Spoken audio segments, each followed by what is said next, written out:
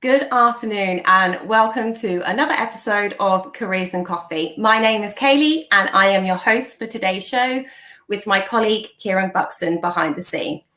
Today we have Dan SEOMERS on to talk about running his own business, the online world, and the charity he started called MANUP, which challenges the stigma of mental health and promotes good mental health in men. So let's welcome Dan. Hello. Hi, Dan. Hello. Hello. How are you? I'm not too bad, thank you. Not too bad at all.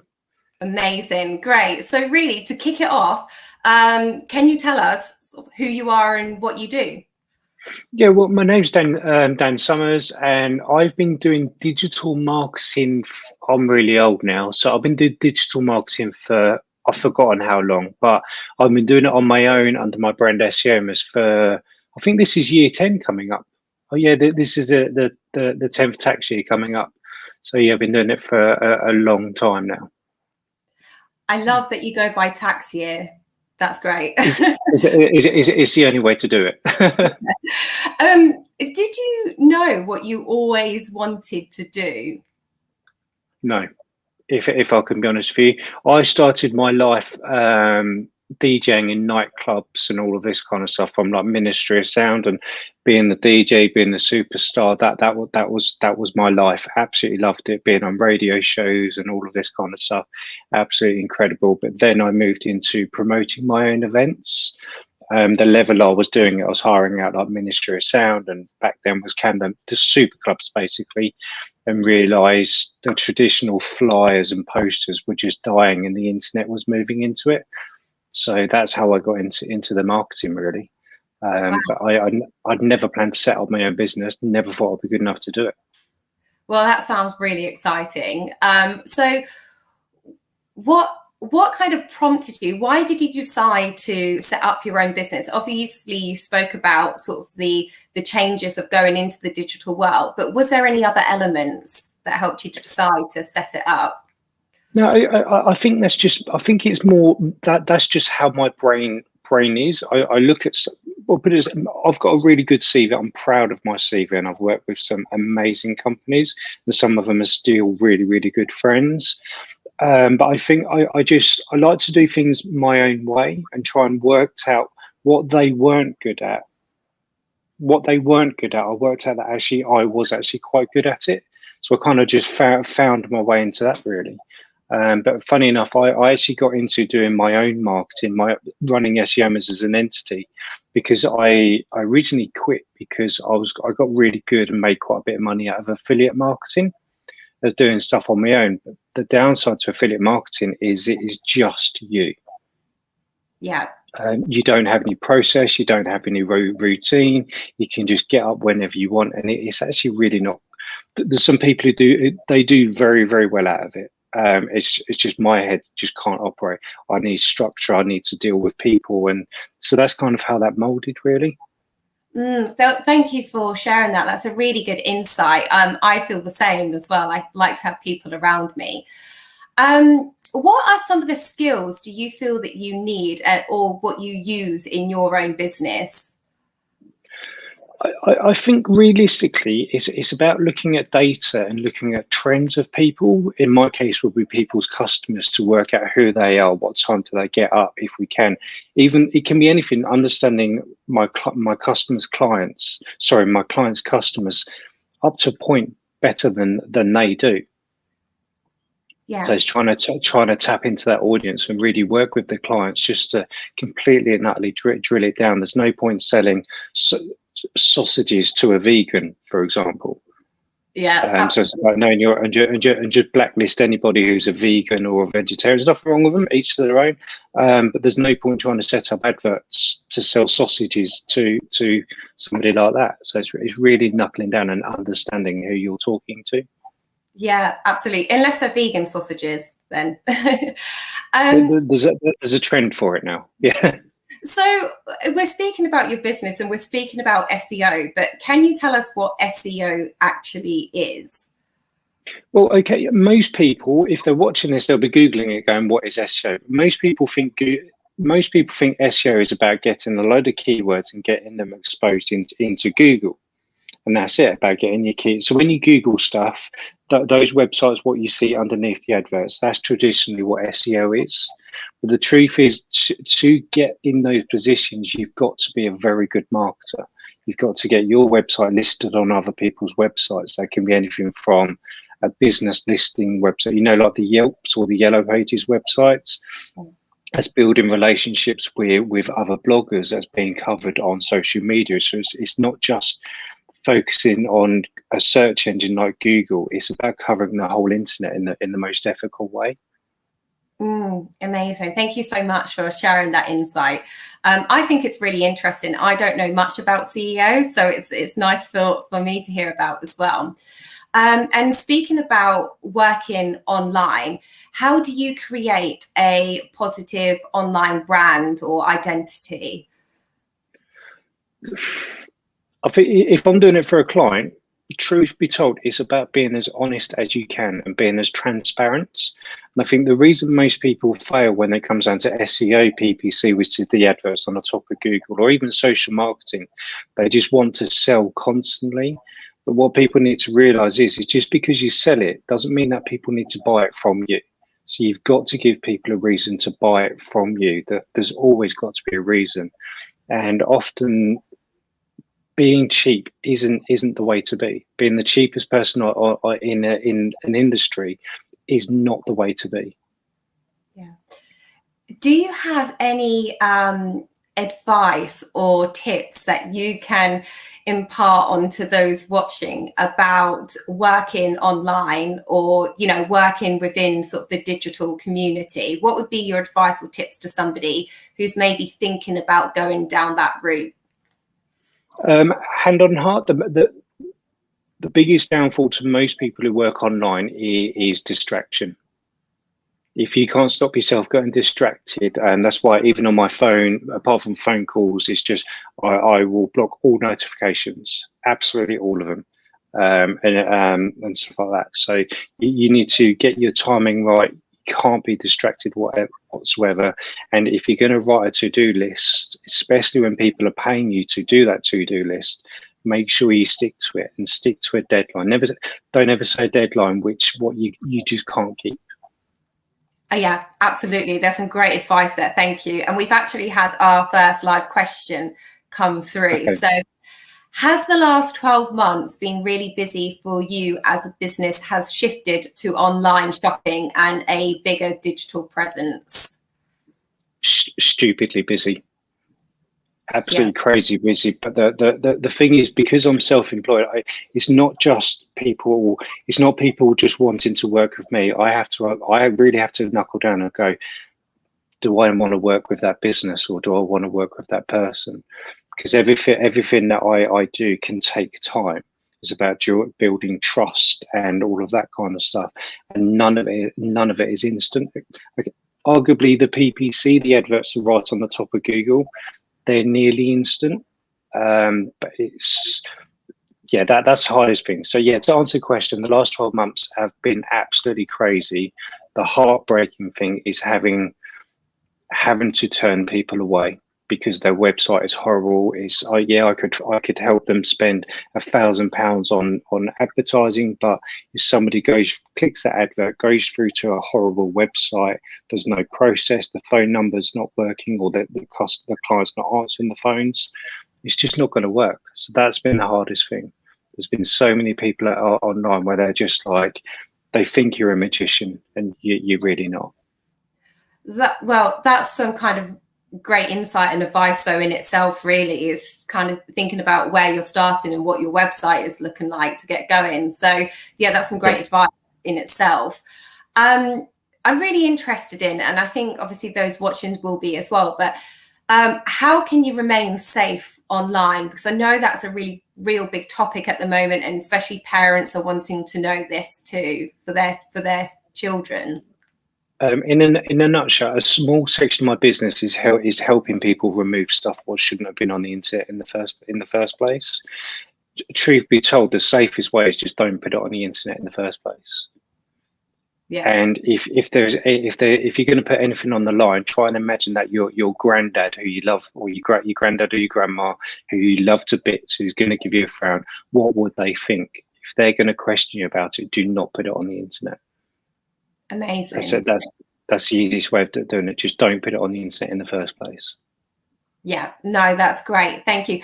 And I'm really interested. So kind of moving away from the online now. So we're going to be coming to your charity MANUP in a moment as well.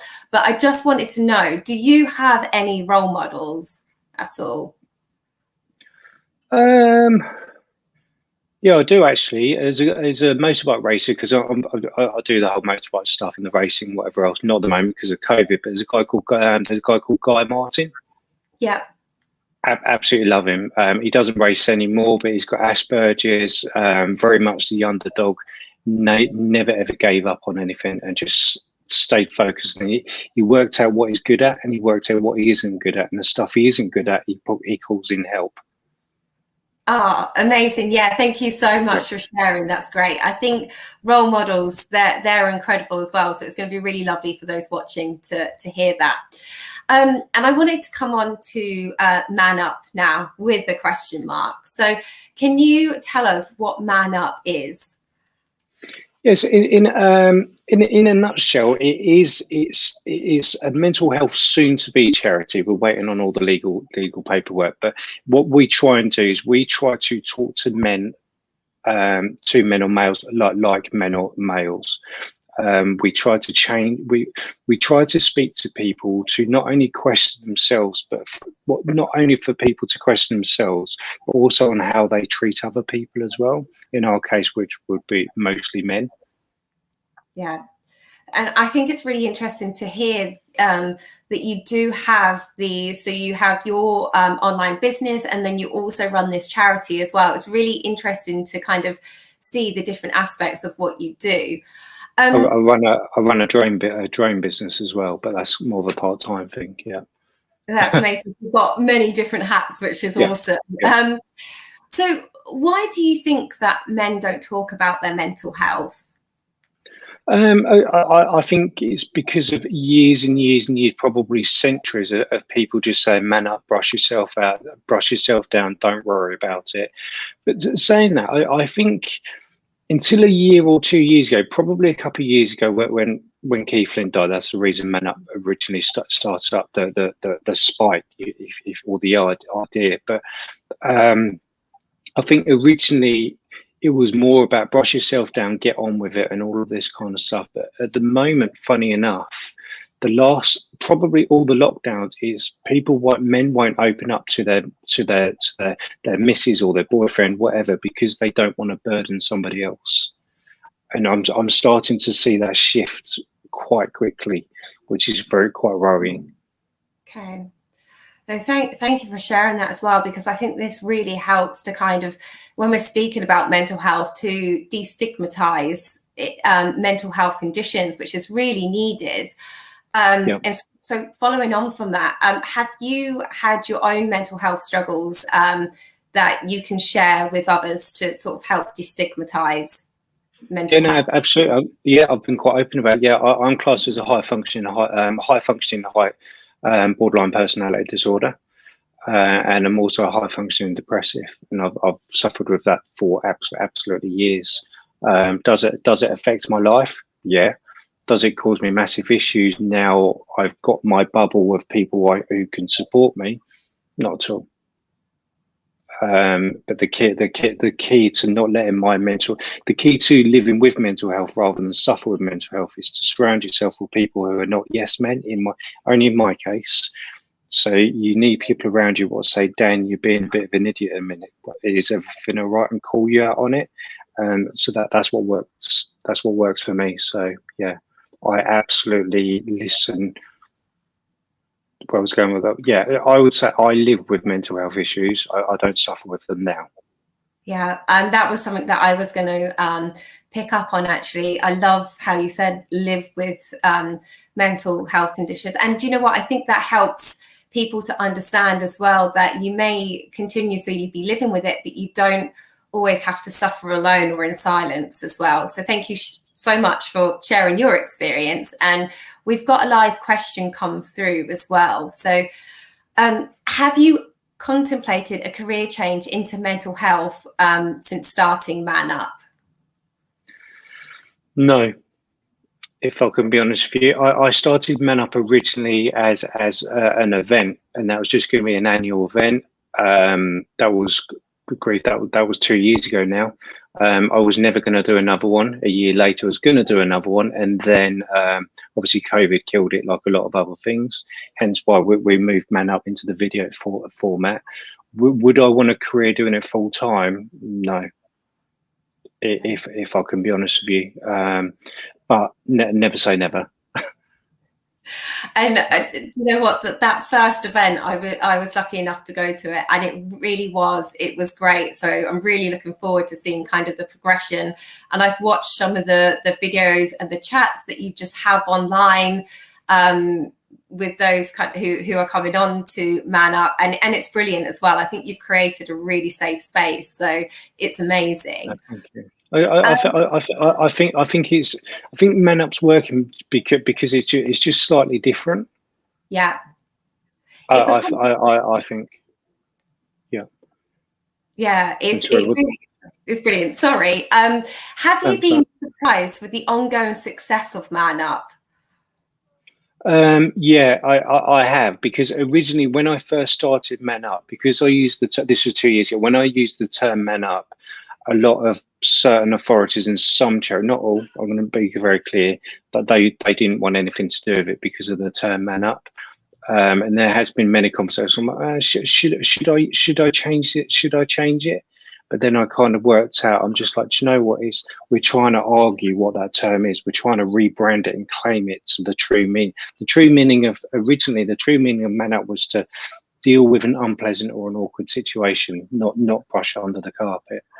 But yeah, I think for me, MANUP isn't necessarily about getting the numbers, getting exposure and speaking to the NHS and all of this kind of stuff. It's actually the odd messages where, and I've had those messages where they're just like, that video saved my life. For me, that's what counts. And I did say a year ago, the day somebody messages MANUP to say, you've said what you've done is saved my life, not just me, the other people in it, that video has saved my life, I will hit delete and stop. I've had that message about 4 times now, but it is what it is. Yeah. Well, I'm so glad you haven't stopped, because it is great. And watching some of the videos and seeing people openly and very candidly speaking about mental health and the mental health conditions and experience that they have, it really is amazing to watch and listen to. So just looking at the time, we've already come to our sort of final question already, but I really love to know, what are the future plans for MANUP? If I can be honest with you, well, we're waiting on the Charity Commission at the moment. So at the minute, a lot of stuff is blocked on that, because there's only a certain amount we can do as individuals. Because at the minute, we're just individuals, me, Jordan, and the trustees. But realistically, I want to get back to doing the event stuff. Do I want to do an event just as MANUP? Probably not. I want to use MANUP to support other people's events, to try and use MANUP to coax the men out of their sheds, being quite judgmental on that, to drag them out of their sheds to come and join other stuff, to see what other people are doing and open up a little bit. I think on that, yeah, that sounds fantastic. And just want to say thank you, one, for speaking about MANUP and your future visions of it, and opening up about your lived experiences with mental health conditions, and also sharing kind of your career path and what you've previously done and where it is now, because I think that's really, really interesting. So yeah, it was great to have you on today, Dan, and thank you so much. No, that's okay. Thank you very much. Thank you.